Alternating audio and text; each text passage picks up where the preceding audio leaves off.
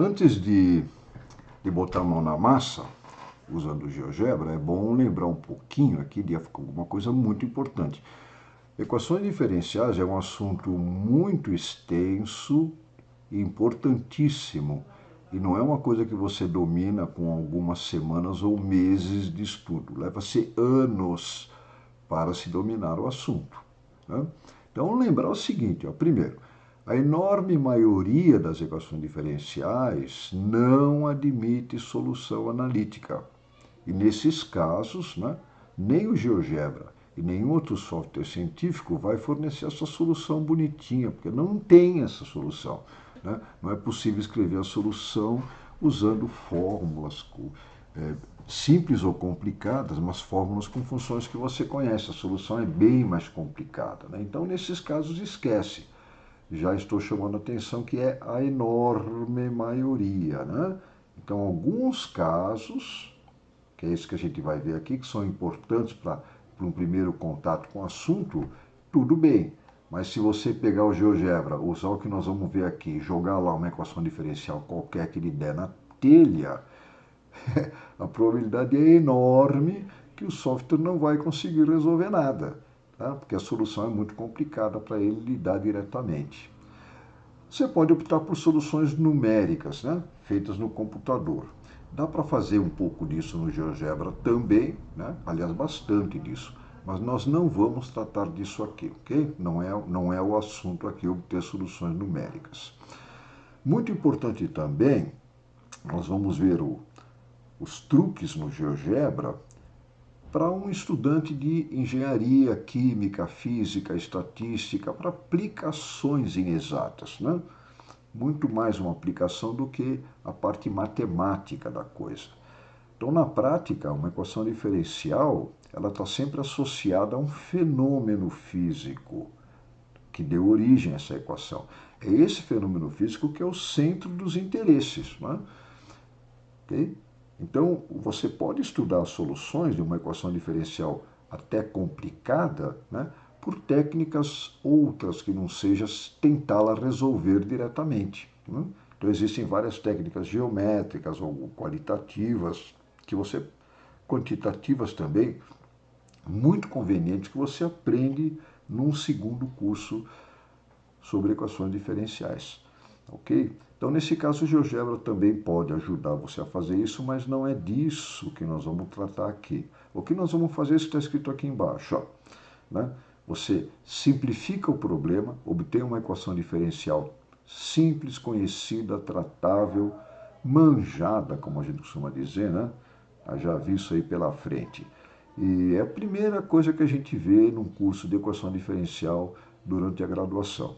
Nesse ponto, o GeoGebra pode ajudar bastante, porque mesmo a equação sendo simples, às vezes dá um belo de um trabalho, né?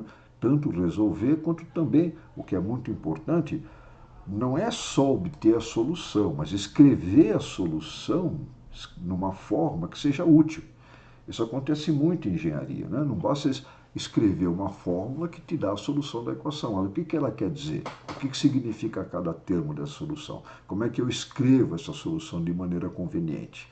Então, vamos abordar essas coisas aqui, ok? Isso posto, né? Necessária essa introdução, porque ficou bem claro que é um campo extenso, complicado, muito importante, né? Que não se domina esse campo com coisas simples, não. Tá bom? Então, isto posto, vamos ver o que interessa agora, né? A primeira coisa é acessar o GeoGebra, na página do GeoGebra, e abrir o GeoGebra clássico. A sequência está aqui, ó. Vamos ver isso acontecendo então. Vá no seu navegador, acesse o site do GeoGebra, www.geogebra.org. Ele vai abrir um menu com várias opções e você vai escolher o GeoGebra Clássico, que é esta opção aqui, ó, GeoGebra Clássico. Clica nele, ele vai abrir uma visualização com duas janelas aqui. Uma janela de álgebra comum, chamada janela gráfica, e uma janela onde ele vai traçar os gráficos. eu preciso de uma janela a mais para a gente trabalhar. Uma janela de cálculo algébrico simbólico, a janela CAS, que é a abreviatura para Computer Algebra System, Algebraic System. Então o que é que eu faço? Vem aqui nesse símbolozinho gráfico aqui, clica aqui, vai abrir um outro menuzinho, vem nesses 3 pontinhos e escolha janela de cálculo simbólico CAS. Clica aqui, ele vai abrir uma outra janela onde a gente vai entrar com os comandos simbólicos aqui. Okay? Ajuste o tamanho se for necessário. Quando precisar ver gráfico, você aumenta, diminui. E são com essas 3 janelinhas que nós vamos trabalhar. Ok? Então, 3 janelas de visualização. Perfeito? Vamos começar com um exemplo simples, bem simplesinho. Resolver esta equação diferencial aqui. Y' mais 3y, y' é a derivada do y, né? Igual a 15. Bom, subentende-se aqui que esse y é uma função de x, né? Ok? Então, qual é a função que satisfaz esta equação diferencial? Muito bem, o jeito mais rápido de fazer isso no GeoGebra é você usar a janela gráfica mesmo, a primeira janela, mais simples aqui, né? Tem um comando, que é resolver EDO, que tem várias opções. A opção mais simples é você informar qual é a derivada da função. Então, veja bem, o que eu vou especificar aqui é qual é o valor do y'.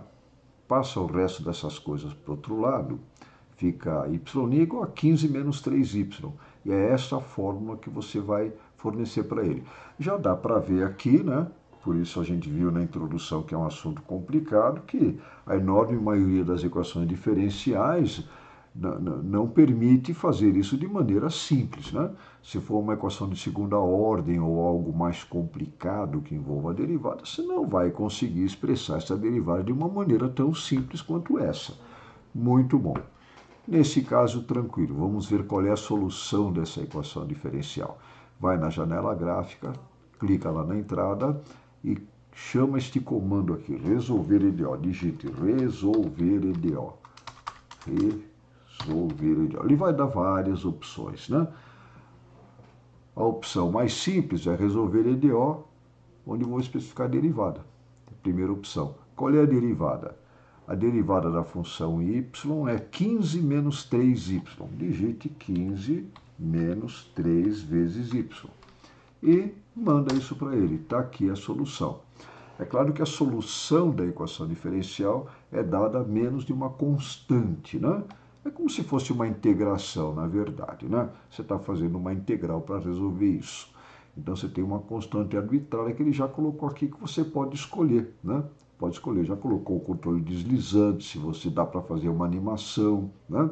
Dá para ver o gráfico desta função, vamos ver o gráfico. Ele deve ter traçado o gráfico aqui na janela de gráfico, olha ele lá em cima, ó. Basta trasladar ele para cá. Então, a solução está escrito aqui, ó. Tá bom? Se você mudar a constante, vai mudar a condição inicial e a solução vai mudar de maneira correspondente. Pode usar essa função à vontade, calcular o f. Qual será o f de 0 com essa escolha aí? 5,4, né? Valor inicial da função. E assim por diante. É uma função comum, ele já traçou o gráfico. Tranquilo? Muito bom. Ainda na janela gráfica, você pode resolver um problema de valor inicial, né? Onde além da equação diferencial, é dada uma condição inicial. Como essa aqui é uma equação de primeira ordem, só tem uma condição inicial que já vai determinar a solução. Então, basta você usar o comando resolver EDO como opção a mais, onde você vai especificar um ponto da sua solução. Então, vamos fazer isto lá. Vamos apagar o que já está feito. Apagar esta linha, apagar a linha de baixo, apagar tudo, começar do zero, né? Apagar. E vamos chamar o comando resolver EDO, mas agora com a segunda opção. Eu vou especificar um ponto da solução que eu quero. Muito bem, a derivada da função é 15 menos 3y, né? O f'. 15 menos 3 vezes o y. E agora eu vou especificar o ponto de f. É um ponto. No GeoGebra, um ponto é dado por duas coordenadas, x e y. Né? Abre um par de parênteses, especifique qual é o x, qual é o y. Então, a condição inicial é, quando o x é 0, o valor da função vale 1. Volta lá na janela. Quando o x é 0, vírgula, a função é 1.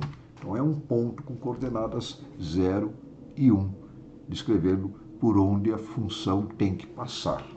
Manda para ele, está aqui a solução, embaixo. Menos 4i é menos 3x mais 5. Prontinho, né? Vamos conferir. O f de 0 tem que dar 1. Realmente dá, é fácil ver, né? Elevado a 0 é 1. F de 0, então vai dar 1, como eu quero. Tá certo? Tranquilo? Está aqui o gráfico já traçado, sem problema algum. Muito bom.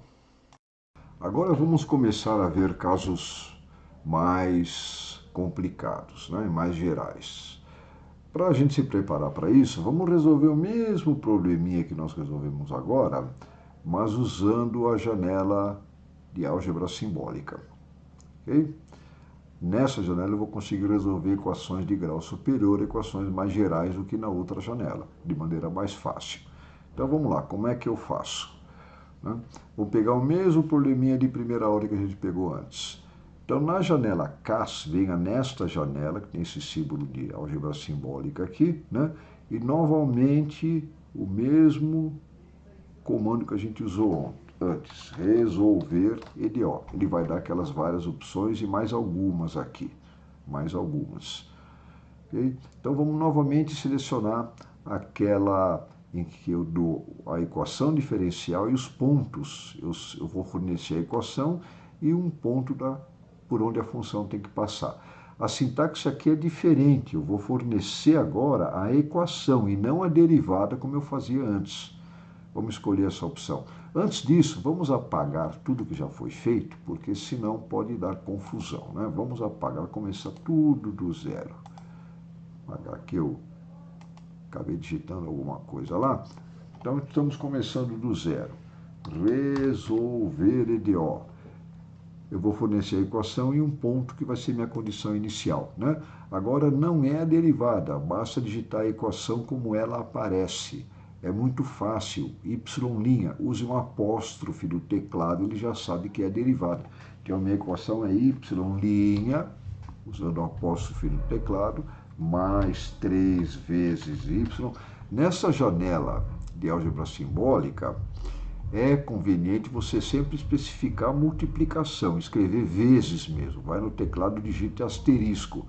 Muitas vezes não precisa, mas como a flexibilidade aqui é bastante grande, você pode escrever coisas complicadas aqui, então é sempre de bom tom escrever especificamente 3 vezes, coloca um asterisco lá, símbolo de multiplicação, vezes y, ok? Isso tem que dar 15, exatamente como ela aparece lá.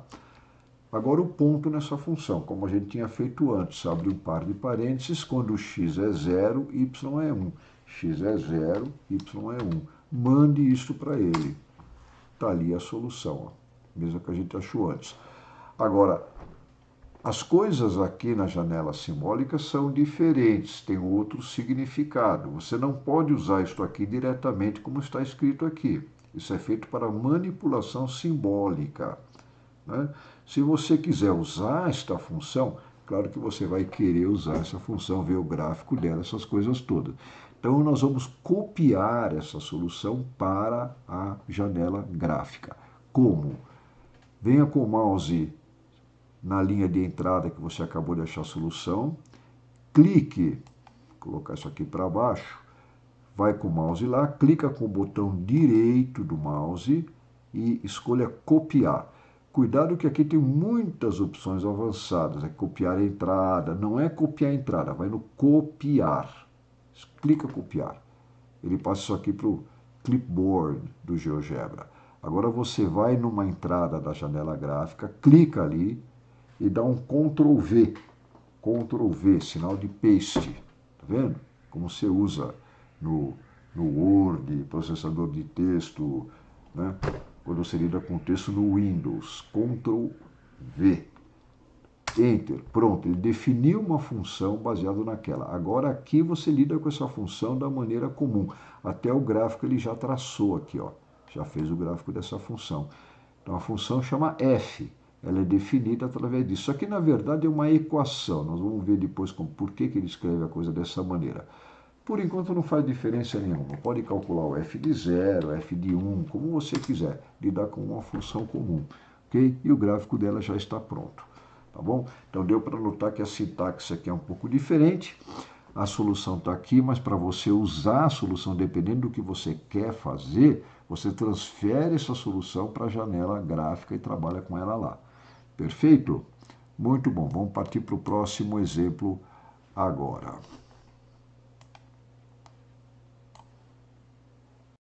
Nosso próximo exemplo vai ser um caso em que você tem uma solução trigonométrica. Então agora eu tenho uma equação ainda de primeira ordem, por enquanto, primeira ordem, mas ela não é homogênea, né? É o que a gente chama de uma função forçante.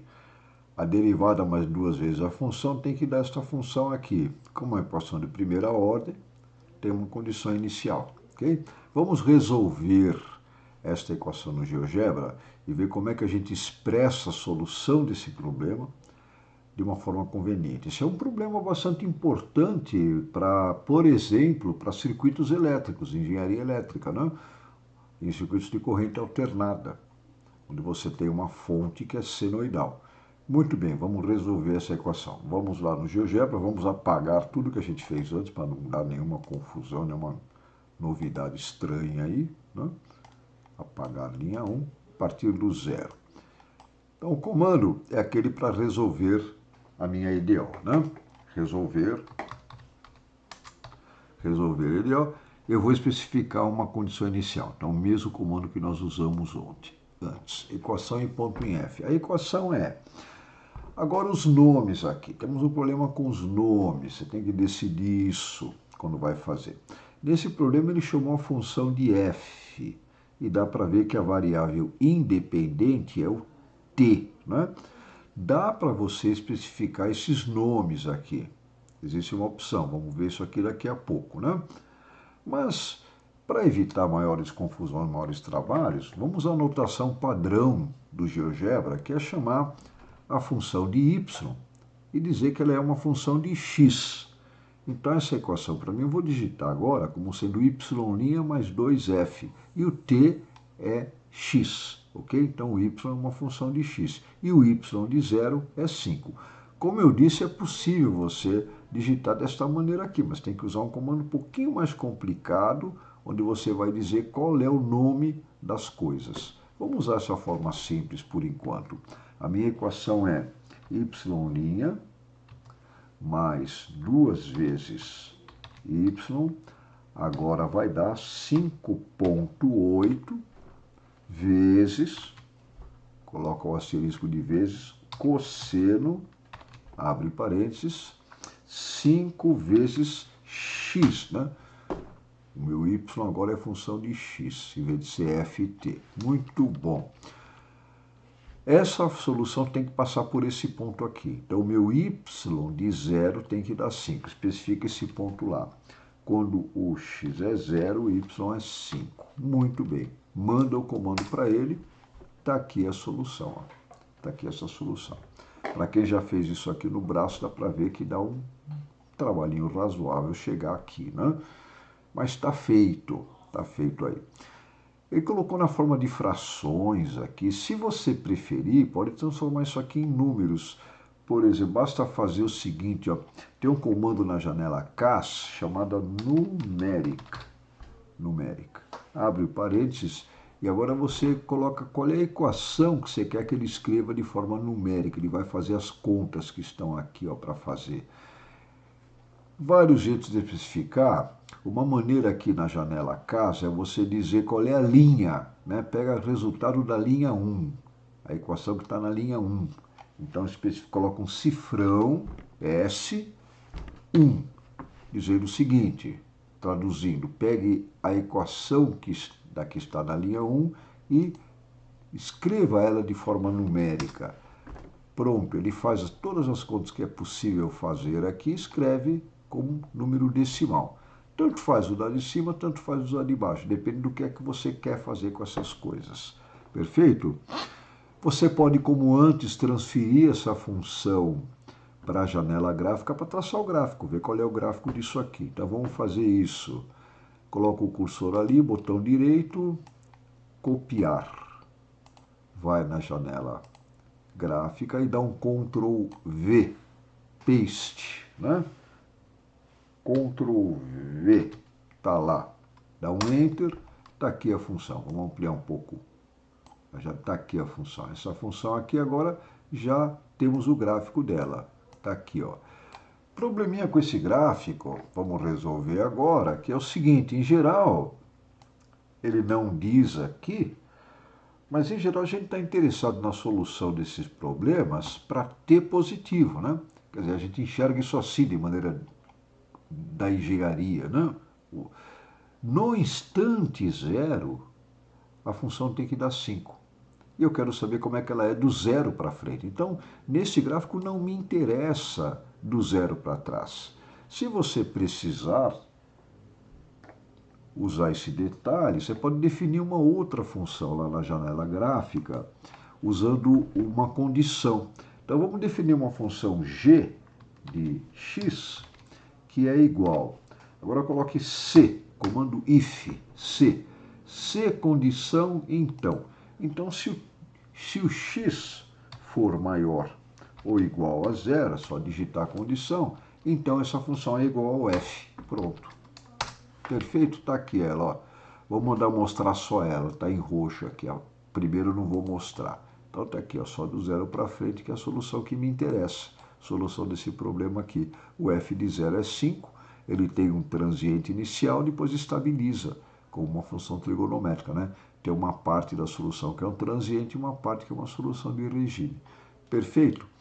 Agora, muito importante é escrever essa solução de uma forma mais conveniente. Para a engenharia, não é muito legal deixar... Tá vendo que tem um cosseno e tem um seno? Eu posso juntar essas duas funções. É um cosseno numa frequência 5, que tem a mesma frequência do seno. Quando você tem uma mistura de funções trigonométricas com a mesma frequência, né? Mesmo período, mesma frequência, mesmo ômega, né? O ômega 5. Então você pode juntar em uma única função trigonométrica com uma fase, com um ângulo. Né? Escrever isso de uma maneira conveniente. Então vamos ver como é que a gente faz isso logo em seguida. Muito bom. O truque é fazer o seguinte, ó. Quando você precisa combinar senoides na mesma frequência, você usa números complexos. Parece complicado, mas não é complicado. Não, é complexo, mas não é complexo. Muito bem, assim, ó, é a técnica de fasores. O pessoal da engenharia elétrica está bastante familiarizado com isso, né? É muito simplesinho aqui o jeito de fazer a coisa. É como se você estivesse trabalhando com vetores, mas é mais fácil usar número complexo e mais conveniente. Okay? Então, assim, ó, se você tem uma parte que é um cosseno puro com uma parte que é um seno puro, os dois na mesma frequência, senão isso não vale, né? Se não for na mesma frequência, o resultado não vai dar uma senoide, pode dar uma coisa mais complicada. Um cosseno e um seno na mesma frequência, você pode juntar dessa forma aqui, ó, tá vendo? Juntar o cosseno e o seno como sendo um único cosseno ou seno. Podia ser um seno também, mas a engenharia tem uma preferência com o cosseno por motivos tanto históricos quanto práticos e convenientes. A gente prefere a forma de cosseno, tá? Tem a ver com a parte real do número complexo. Muito bem. Então, em vez de escrever isso aqui como um cosseno e um seno separados, você escreve como um único cosseno com uma certa amplitude e com uma certa fase, um certo ângulo ali dentro. Então, no nosso caso, para juntar aquele cosseno com aquele seno, você precisa descobrir qual é a amplitude e qual é a fase desse único cosseno aqui. O pessoal da matemática faz isso na mão, né? Dá para fazer uma equaçãozinha trigonométrica e resolver, não é complicado. Mas é muito mais rápido fazer isso usando fasores, usando números complexos. Então, como é que eu faço isso? Ó, é só usar a seguinte regra. O cosseno tem uma amplitude A, vai ser a parte real do número complexo. E o seno tem uma amplitude B, vai ser a parte imaginária, mas com o sinal trocado. Este J aqui é raiz de menos 1, né? Não é muito conveniente definir o número imaginário como raiz de menos 1, mas que seja, né? É o número imaginário. O pessoal da engenharia gosta de chamar de J. No GeoGebra é a letra I. Ele já sabe que o I é o raiz de menos 1, tá bom? Então assim, ó, eu vou definir agora na janela de álgebra, vou trabalhar lá na janela de álgebra. Então eu tenho um cosseno de amplitude 2/5, né? Então escreva 2 dividido por 5, vai colocar a fração lá. Pode usar a forma de baixo também, o 0,4, né? E agora a parte imaginária, que é o seno, tem amplitude 1. Agora eu vou entrar com o sinal trocado, então vai entrar como sendo menos 1 vezes o i. Claro que o menos 1 não precisava nem digitar, né? Menos 1 vezes o i, que é o meu j aqui na engenharia, né? Então ele fez aí um número complexo, que ele chamou de Z1. Se você quer dar um nome mais simples, é chato ficar digitando esses índices aqui. Para trocar o nome dele, vamos trocar esse Z1, vamos chamar de W, vai? Trocar, ficar mais fácil de manipular. Tá? Beleza. Então, esse número complexo que vai me permitir achar o módulo e a fase. Basta passar ele para a forma polar do complexo. Ou então fazer o seguinte, ó, mais rápido. O M, a amplitude do cosseno, é o módulo desse número complexo, é o tamanho desse número complexo. Então, escreva lá módulo, barrinha vertical, do W, vê quanto dá. Então, é 1,08, o tamanho dele que aparece aqui. Aqui está com 3 casas depois, 3 casas decimais, né? Se quiser que apareça 3 casas lá, vai em configurações, novamente, especifique que você quer 3 casas decimais ou mais, quantas você quiser lá, até 15. Pronto, caí fora disso aqui, está lá, 1,077. Agora, e o ângulo? O ângulo é a fase desse número complexo. A maneira mais rápida é usar a função argumento, né? O pessoal da matemática chama a fase do número complexo, o ângulo dele, como sendo o argumento. O comando é arg do número W. Pronto, ele já dá o ângulo, menos 68,11. Então é simplesinho, né? Simplesinho. Dessa maneira eu consigo escrever esta solução aqui, ó, né? Essa solução aqui de maneira muito melhor, muito mais conveniente para a engenharia, porque agora eu sei que estas duas senoides, parecem duas senoides, mas na verdade é uma só, é uma senoide só. Esse cosseno com esse seno, na verdade é um cosseno, então é um sinal senoidal que tem amplitude 1,07, 1,08 e tem fase menos 68, né? Essa vai ser a minha solução de regime, né, que você precisa para resolver, por exemplo, um circuito de corrente alternada. Tranquilo? Isso é muito importante fazer para a engenharia, do que deixar simplesmente o seno separado do cosseno, porque o que você mede na prática com o aparelho de medida é a amplitude do sinal, que é 1,077. Tranquilo? Observação aqui, vamos agora tratar de um assunto importante, dá muita confusão se não souber ver isso claramente. Quando a gente escreve isso dessa maneira, é muito conveniente para a gente visualizar o sinal, né? Mas você está misturando unidades aqui, ó. Esta parte do ômega, 5 vezes t, é em radianos, né? E quando eu calculei o argumento, o ângulo lá, ele já sabe que ele quer medidas humanas, graus, né? Graus é uma medida de ângulo humana, serve para a gente visualizar o ângulo. Mas para calcular energia, calcular coisas que interessam na prática, tem que usar a unidade natural. Então você tem uma mistura de unidades. Como é que você lida com isso? Isso sempre é uma certa dor de cabeça, né? Um pouquinho de dor de cabeça. Vamos ver aqui na próxima telinha, ó. Observe aqui, ó. Vamos supor que você queira calcular qual é o valor dessa solução no instante 0,2. Então, o t é 0,2. Quanto que dá a solução? Se você usar aquela forma separada do cosseno e seno, não tem problema. Coloca x igual a 0,2 e faz a conta. Se tiver nesta forma aqui, é um pouco mais perigoso, né? Você vai entrar com t igual a 0,2 e vai ter uma mistura de ângulos. Vamos ver isso na próxima tela, ó. Tá vendo ali? Quanto é que é o f de 0,2? Então, o x aqui é 0,2. Vai dar um e elevado a menos 0,4, né? E agora, como eu escrevi a solução nessa forma, né? Nessa forma de cosseno com ângulo, o 5 vezes o t é 0,4, né? 0,4. Então, 5 vezes, perdão, o t é 0,2, né? 5 vezes o 0,2 dá 1. Esse 1 está em radiano, mas a minha fase era 68,2, que está em graus. Como é que você vai fazer essa conta aqui? Ou você passa o grau para radiano, ou você passa o radiano para grau, né? Passa o radiano para grau. Aqui eu fiz numa calculadora comum, você faria desta maneira. É claro, vamos esclarecer uma coisa.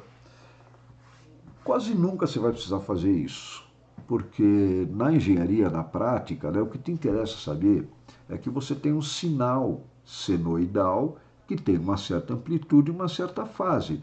Descobrir qual é o valor desse sinal num certo instante é algo que você usa raramente, em casos muito especiais, né? Então, dificilmente você vai ter que realmente fazer essa conta. Se tivesse que fazer a conta, então ou você passa grau para radiano ou radiano para grau.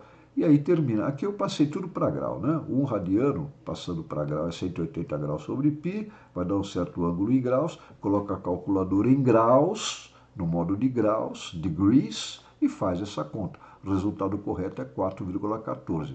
A soma dessa senoide com essa exponencial no instante 0,2. Tá ok? Agora, como é que fica no GeoGebra, por exemplo? Isso é sempre uma dor de cabeça em qualquer software que você vai usar. Então, no GeoGebra, a regra é o seguinte: quando você está usando um ângulo, se você não especifica o símbolo de grau, essa bolinha aqui, como ele fez ali, tá vendo? Então, subentende-se que o ângulo está em radiano.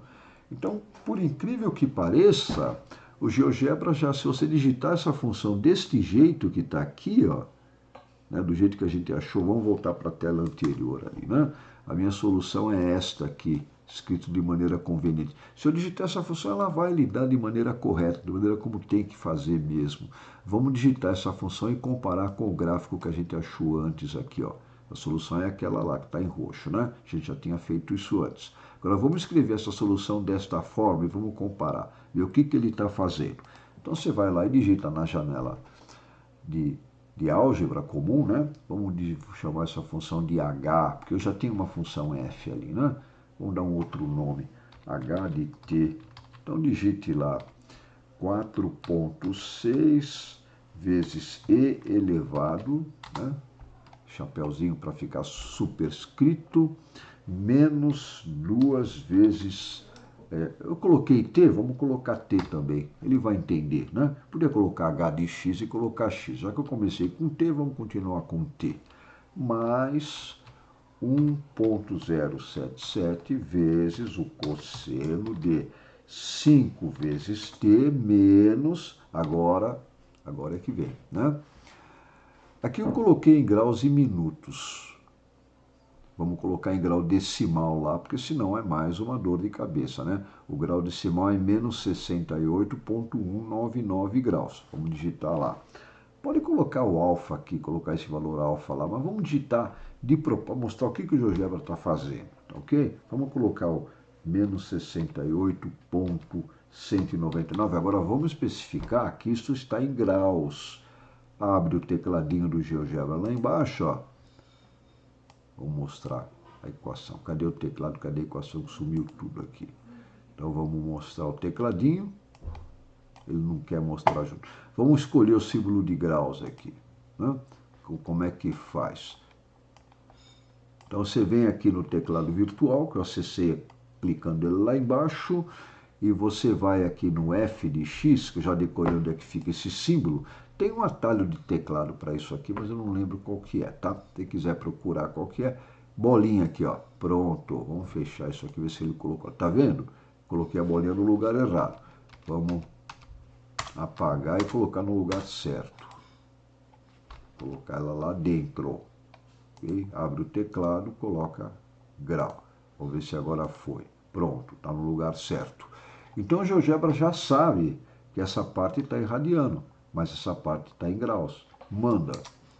Agora vamos comparar os gráficos, ver se está tudo certo. Né?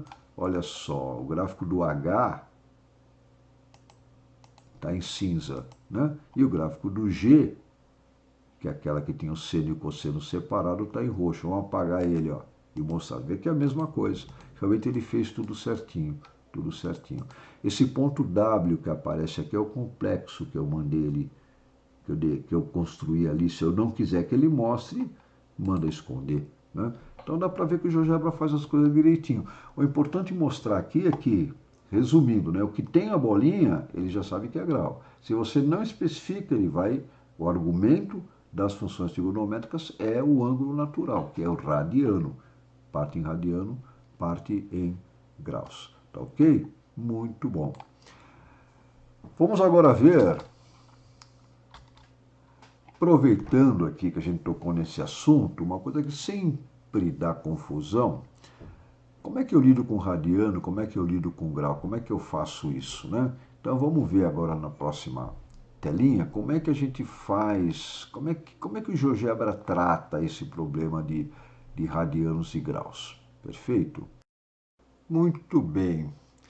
Então, aproveitando que nós tocamos aí no assunto, como é que passa de radiano para grau? Como é que lida com isso no GeoGebra em particular? É claro que é um pouco de preguiça aqui, vamos deixar uma coisa clara, né?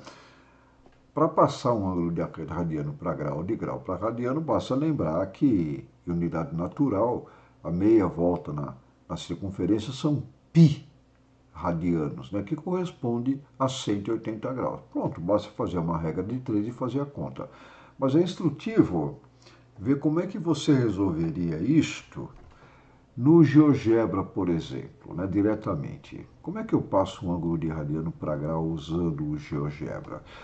Se procurar, não tem um comando específico para fazer isso. Então a gente usa um truquezinho muito bacana e instrutivo, que é usar uma equação. Vamos mostrar isso aí lá. Vamos apagar toda essa bagunça aqui, não interessa mais nada aqui. Apagar tudo. Apaga isto e apaga isto. Vamos apagar lá na janela de cálculo simbólico também. Deixar tudo branquinho, tudo vazio. Muito bem, então basta você montar uma equaçãozinha, né? Basta você montar uma equaçãozinha. Vamos mandar o GeoGebra responder essa pergunta aqui para mim, ó. Um radiano são quantos graus? Para bom entendedor, a gente já sabe que é 57 graus, alguma coisa assim, né? Mas como é que eu faço essa pergunta para o GeoGebra? Basta digitar uma equação, a segunda equação. Digite, vai na janela de álgebra comum e diga assim, ó, 1 radiano é igual a x graus. Coloca o símbolo de grau ali.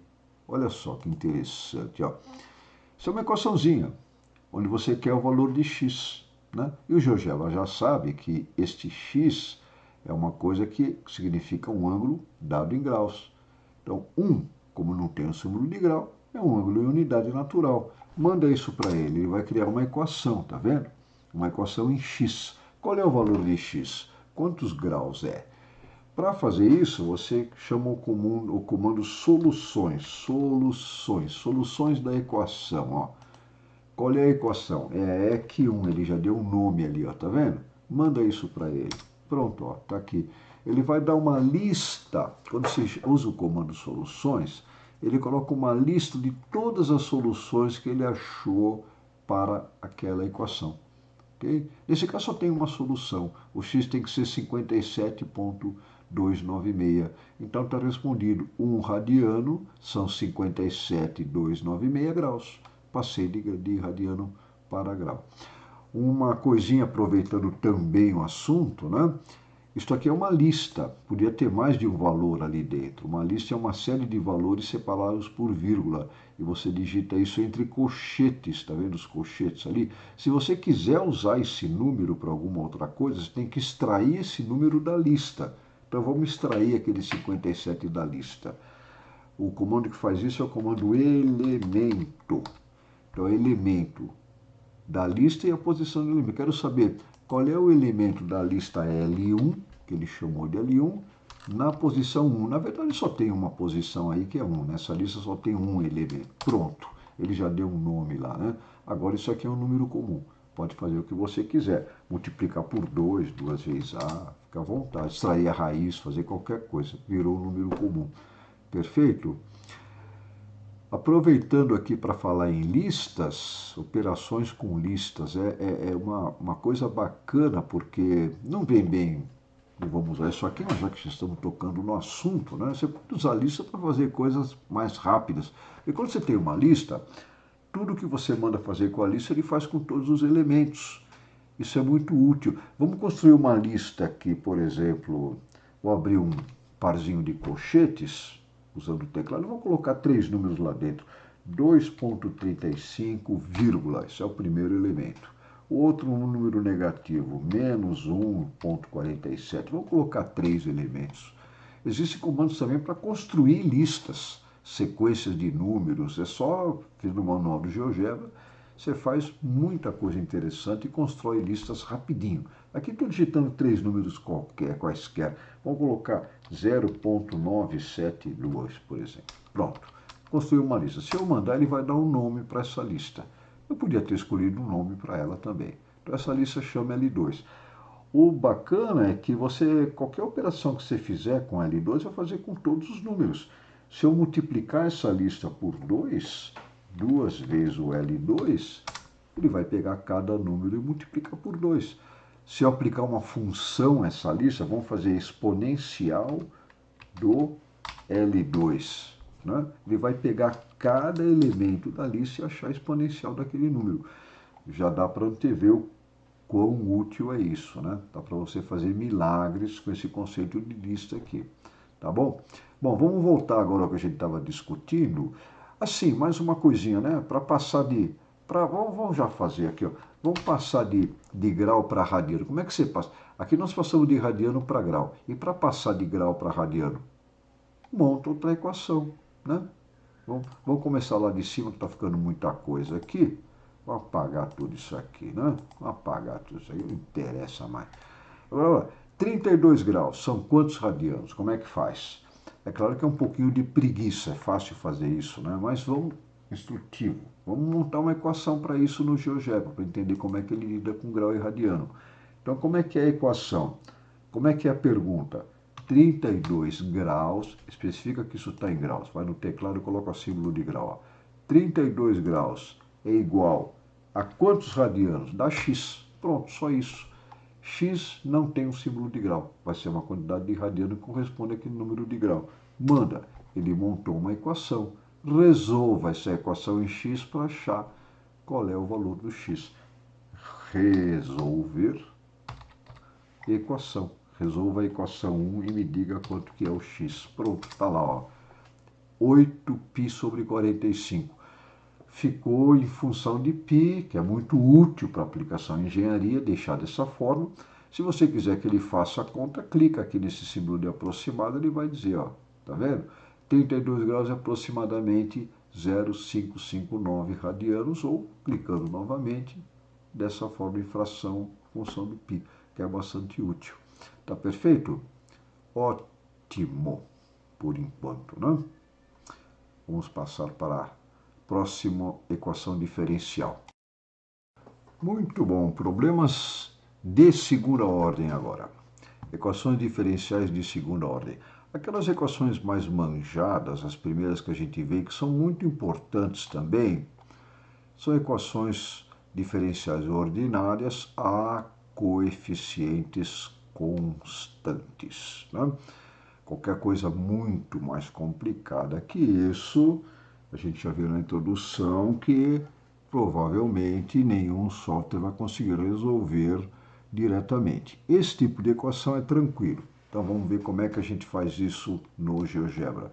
Temos aqui um problema de valor inicial com duas condições iniciais, uma condição para a função, outra condição para a derivada.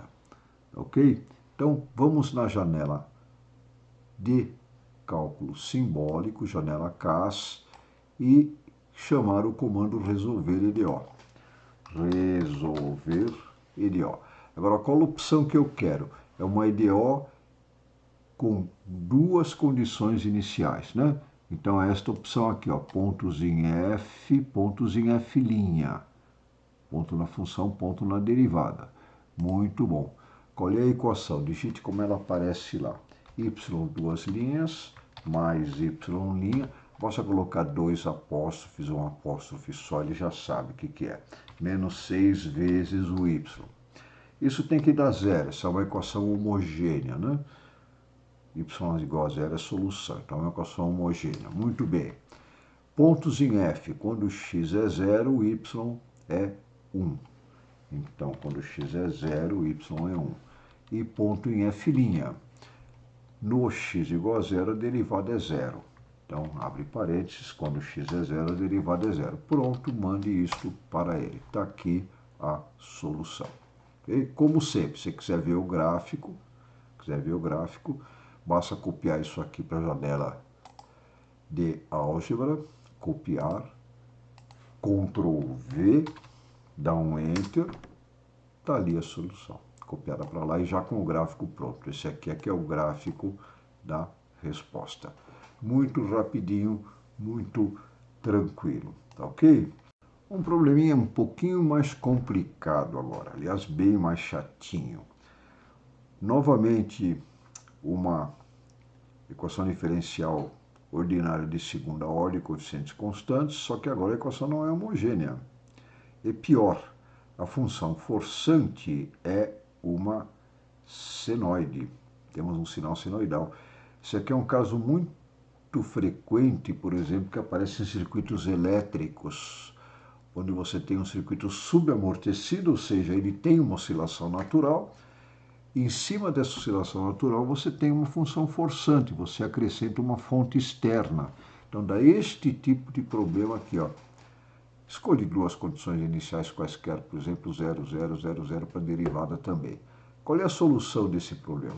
Fazer isso na mão dá um belo de um trabalho, né? Então vamos aprender a usar o GeoGebra para chegar na solução e escrever a solução de maneira conveniente também, tá bom?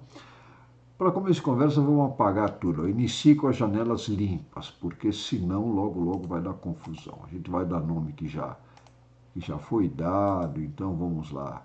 Apagar linha 1, vamos começar do zero. Vamos mandar ele resolver esta gracinha aqui. Vou aproveitar para lembrar que você pode mandar ele colocar nomes também. Por exemplo, esse aqui é um problema que depende do tempo, parece, né? Tudo indica que representa alguma função que depende do tempo, que varia com o tempo. Vamos dar esses nomes aqui. Vamos na janela CAS, resolver EDO. E agora eu vou criar esta opção aqui, ó. Eu vou especificar qual é o nome das variáveis e as condições iniciais para a função e para a derivada. Essa opção aqui, ó, com mais detalhes. Vamos lá. Qual é a equação? A equação é F, duas linhas, com o nome original que estava lá, mais 40 vezes F', mais 625 vezes o F, tem que dar 522,75 vezes o cosseno de 10 vezes t. Essa é a equação. Agora eu vou especificar para ele que eu não estou usando a notação padrão do GeoGebra. Não chamei a função de y e a variável independente de x. Então, a minha variável dependente é o f. A variável independente é o t. Então, o f é uma função de t. Ponto sobre a função. Quando o t é zero, a função dá zero. Então, é o ponto 0, 0. Ponto sobre a derivada, sobre a f'. Quando, abre um parênteses, quando o t é zero, a derivada também dá zero. E manda isto para ele. Manda, vai no final, dá um Enter. Está aqui a solução. Vamos aumentar a janela que ficou meio pequena, né? Está aí, ó. Rapidinho ele achou a solução. Tentar fazer isso na mão dá uma bela de uma trabalheira, né? Ok? Bom, ou deixa assim. Se você não gostar das frações, como é que é mesmo? Comando numeric, né? Escreva a equação da linha 1, cifrão 1, na forma numérica. Está aqui, ó, fez a conta com as frações, bonitinho. Agora, essa forma aqui, ela é muito ruim para engenharia, porque ele escreve cada sinal senoidal com uma parte em cosseno como seno. Uma parte em cosseno, uma parte em seno. Para engenharia é melhor juntar as senoides que têm mesma frequência em um único cosseno, como a gente viu antes, né? Então, como fazer isto? Como fazer isto? Então, vamos usar aquela técnica de fasores que a gente viu há pouco tempo atrás, né? Nesse mesmo vídeo. Vamos juntar este cosseno de 10t com este seno de 10t, né? Juntar esses dois caras aqui. Como é que eu faço isso? Eu construo um número complexo. Vamos lá na janela de álgebra. Vamos chamar de W para dar um nome, senão ele escolhe um nome chato aí. Cosseno de 10t, amplitude é 0,63. Né? Talvez seja conveniente colocar com um pouco mais de casa decimal. Vamos deixar assim mesmo, né? Vamos deixar assim mesmo. Mas você poderia especificar um número maior de casas decimais ou usar as frações, né? Vamos usar as frações. Aqui é 0,60, aqui está certinho, né? Aqui está certinho. Não deu nenhuma dízima, não tem nenhum arredondamento, está tudo certinho, tudo bacana. Então, ótimo. 0,63. Porque a engenharia sempre tem que tomar cuidado, né, quando a gente digita esses números. Perfeito? Então, 0,63 cosseno de 10t com o seno de 10t. O seno tem amplitude 0,48. Troca de sinal, né? Vai ficar menos 0,48 vezes o número i, que é o nosso j em engenharia, né? Pronto, é esse complexo aqui. Agora, para juntar o cosseno com o seno, basta achar o módulo dele. Qual é o módulo desse número? Da 0,792, né? E a fase é o argumento desse complexo, é o arg de W, que é menos 37.304. Então, este cosseno de 10t com aquele seno de 10t, eu posso juntar num único cosseno que tem amplitude 0,792 e ângulo menos 37. Agora, vamos juntar os outros dois senos e cossenos, têm frequência diferente. É a parte que está multiplicada pela exponencial, né? O e a menos 20t é comum, ó. Então eu posso botar esse cara em evidência e juntar esse cosseno com cosseno, que é a forma que me interessa para aplicação em engenharia. Como é que eu faço? Vamos definir um outro número complexo, vamos chamar de U, por exemplo. Cosseno de 15t vai ter amplitude inicial 0,63. Está aqui, ó. Então é 0,63. 0,63.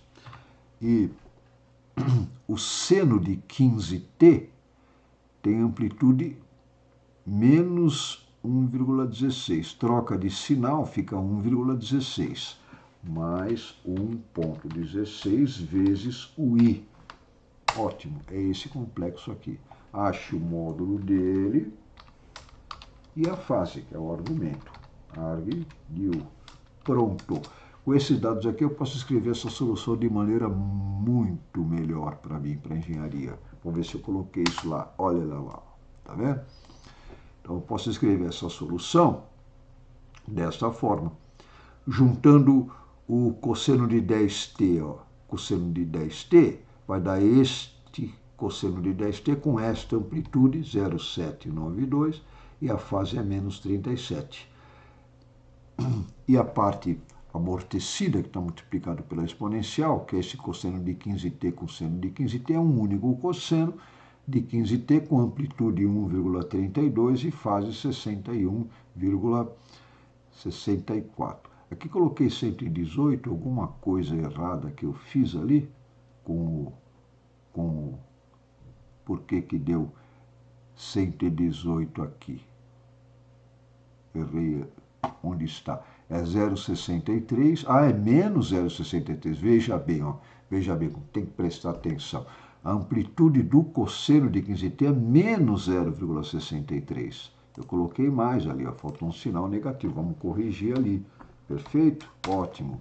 O sinal da parte imaginária está certo, né? Que é o seno de 15t, tem amplitude menos 1,16, troca de sinal. Ótimo. Está aqui a solução. Ó. Agora está certo, né? Bateu com o que eu achei antes. Então, só prestar atenção para não errar sinal na hora de fazer essas coisas. Então, este cosseno com aquele seno de 15t vai dar esse sinal aqui, amplitude inicial 1,32. Essa amplitude vai mudar porque é um sinal amortecido, né? E é menos 20t, vai sumir com o tempo. O tempo vai passando, isso aqui vai para zero. Essa parte é a solução de transitório, e depois de algum tempo, essa solução vai para zero e sobra a solução de regime, né? Tá ok? Beleza? Ou em outra terminologia que a gente usa muito também, né? Esta parte transitória corresponde à oscilação, à vibração natural do sistema, né? Essa parte aqui vai acontecer mesmo que não tivesse a função forçante. Vamos lembrar do problema qual que é? Vamos lembrar do problema. Olha ele aqui, ó, né? Certo? Essa aqui é a função forçante. Se isso aqui fosse zero, se o problema fosse homogêneo, a solução disto aqui seria simplesmente a parte do transitório. É a oscilação natural do sistema, né? Essa aqui é a resposta forçada. É aquela que fica quando o sistema chegar em regime. Então, essa solução aqui pode ser escrita dessa forma, né? Quer fazer o gráfico? Ou você digita isso aqui, né? Como a gente já viu como faz, digita isso, tem que ter paciência de digitar isso aqui direitinho, ou então use essa forma mesmo que está aqui, vamos copiar e passar para lá, né? E mandar ele traçar o gráfico, ver que cara tem. Então, copiar e vai na janela algébrica e dá um Ctrl V. Ctrl V. Pronto, está lá. Dá um Enter e está lá o gráfico. Está lá o gráfico. Pronto. Novamente, aquele problema que citamos agora há pouco, né? Isso não é legal para tempo negativo. O meu problema original supõe-se que me interessa para tempos positivos. Eu não estou interessado na parte para t menor que zero. Defina a função novamente. Como é que era mesmo? Vamos chamá-la de g de t. G de t é c, comando, né? G de t igual c, o t for maior ou igual a zero, é igual ao f. Senão, não está definida. Então, essa função que está em roxo. Vamos apagar aquela lá e mostrar só essa. Então, para tempos positivos, a minha solução desse problema é esta aqui. Tem uma parte transitória que vai morrer, depois no regime, a parte transitória já morreu, né? Fica só a solução de regime, que é essa senoide aqui que tem amplitude 0,792 e fase menos 37. Essa amplitude que a gente mede, essa fase também, é que a gente mede com aparelhos, né? Por isso que é importante escrever a solução dessa forma. Tranquilo? Ótimo, então. Nosso último exemplo vai ser um problema de valor de contorno. O pessoal da mecânica lida muito com isso, né? Problema de flexão de barras, forma de cordas suspensas, fios suspensos, parece muito esse problema. Agora o que eu tenho não são condições iniciais, mas são dois valores que a função, que a solução tem que satisfazer em dois pontos diferentes, né? Okay? Então, em geral, isso aqui é um problema que tem origem num perfil espacial, alguma coisa que varia no espaço, né? A função tem um valor num ponto do espaço e outro valor em outro ponto. Problema de valor de contorno. Isso aqui é um problema simplesinho, homogêneo, mas que já dá um belo de um trabalho resolver isso aqui na mão. Vamos lá, como é que eu faço? Então eu vou na janela CAS e agora é só reparar o seguinte, aquele comando para resolver a equação diferencial, ele especifica pontos sobre a função na forma de uma lista, né? Então a gente usa isso aqui da seguinte maneira, ó. Vamos na janela ali, vamos diminuir um pouquinho, aumentar um pouco o tamanho dela primeiro, para não faltar espaço. E vou usar o comando resolver EDO, e eu dou a equação e dou uma série de pontos pelos quais a função tem que passar. A função solução tem que passar. Então, qual é a equação? Vamos à notação padrão dele aqui, né? Digitar outra vez que eu saí da janela, esse aqui, ó. A equação é y duas linhas, mais y' menos 6 vezes y tem que dar zero. É um problema homogêneo, né? Agora, esses dois pontos da função eu vou especificar dentro de uma lista, como nós vimos agora há pouco, uma lista entre colchetes, e vou dar 2 pontos. Primeiro ponto, abre um parênteses, quando x é zero, a função tem que dar menos 1. 0, menos 1. Sai do parênteses, agora tem mais um ponto nessa lista. Quando o x for 1, a função tem que dar 1. Então é o ponto 1, 1. Pronto, mande isto para ele. E a solução está aqui, ó, já resolveu. Claro que está numa forma bastante antipática, porque tem uma série de exponenciais que ele podia ter feito a conta, né?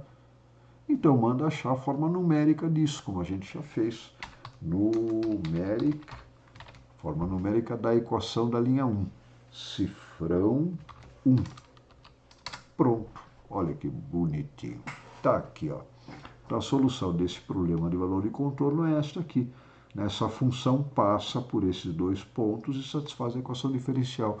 Quero ver o gráfico. Copie essa função para a janela de álgebra.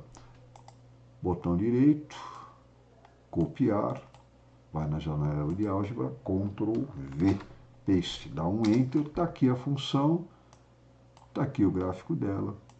Perfeito? Está aqui o gráfico dela. Não está muito legal, porque nesse problema aqui está mais ou menos óbvio, né? Que ele está interessado no que acontece entre os pontos 0 e 1, né? Imagina que é uma corda estendida, alguma coisa assim, né? Então, eu sei que a posição da corda quando x é 0 é menos 1, e quando x é 1 é 1. Então, só me interessa o trecho entre 0 e 1. O resto do gráfico, quase sempre, não estou interessado, né? Depende. Vamos mandar traçar o gráfico só entre menos 1 e 1. Como é que faz? Define uma outra função. Já tem, vamos chamar de h, né? O h de x é o quê? C, né? Qual é a condição? Se o x estiver entre 0 e 1, pode digitar direto na forma matemática, entre 0 e 1, exato. 0 menor ou igual a x menor ou igual a 1. Se o x estiver entre 0 e 1, essa função é igual à função g, senão não me interessa. Pronto, essa função h aqui, ó. Vamos apagar o gráfico do g, está aqui, ó. Está aqui a solução. Vamos ampliar para ficar bonitinho, enxergar isso direitinho, está dando tudo certo, né? É uma curvinha suave, né? Na verdade, né? A solução aqui dá essa curva suave aqui. Quando o x é 0, a função dá menos 1, como tem que ser. E quando o x é 1, a função dá 1, como tem que ser. Perfeito, tá ok? E é isso. Por enquanto ficamos por aqui, mas você pode tentar muitas outras coisas aí, né? Equações de terceira ordem, sei lá. Dá para começar a mexer com a coisa. Até aí já ajuda bastante, né? A gente economiza tempo nas contas e gasta tempo analisando coisas mais interessantes. É isso aí. Muito obrigado. Até outra oportunidade.